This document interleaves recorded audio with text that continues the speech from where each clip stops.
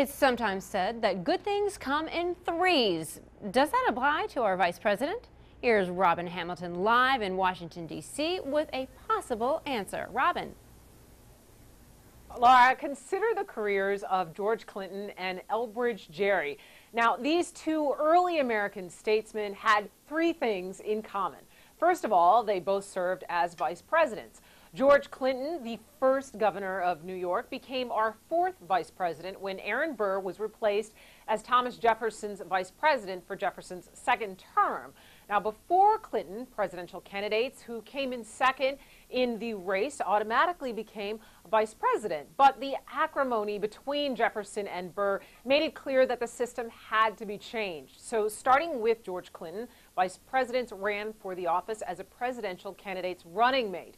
Now, the second trait shared by both Clinton and Gerry was that they both served the same president. Jefferson's successor was James Madison, whose party chose to retain Clinton as vice president. And Gerry later succeeded Clinton as Madison's second vice president to become our nation's fifth vice president. So how did that one president have two vice presidents? Well, President Madison served two terms from 1809 to 1817. Now, Vice President George Clinton died in April of 1812. The vice president position was vacant until Madison's re-election campaign the next year, when Elbridge Gerry was elected as Madison's new vice president. But barely a year later, Vice President Elbridge Gerry died. And that's the third thing Clinton and Gerry have in common.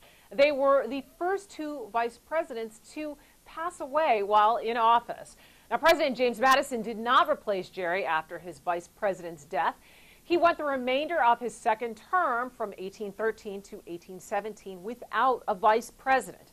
If only Madison had chosen to replace Gerry, then he would have had three vice presidents.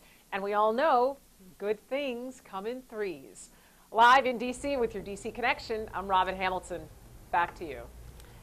You know, it's really great to learn so much about what's going on behind the scenes and the men behind the scenes. And, you know, I've really got to give it to some of the behind the scenes people here at Ebru. One of our producers, Bill Timoney, who actually writes, produces, really works on some of these lesser known stories about some of our vice presidents. So it's really cool, don't you think? Always insightful and always entertaining. Absolutely, absolutely.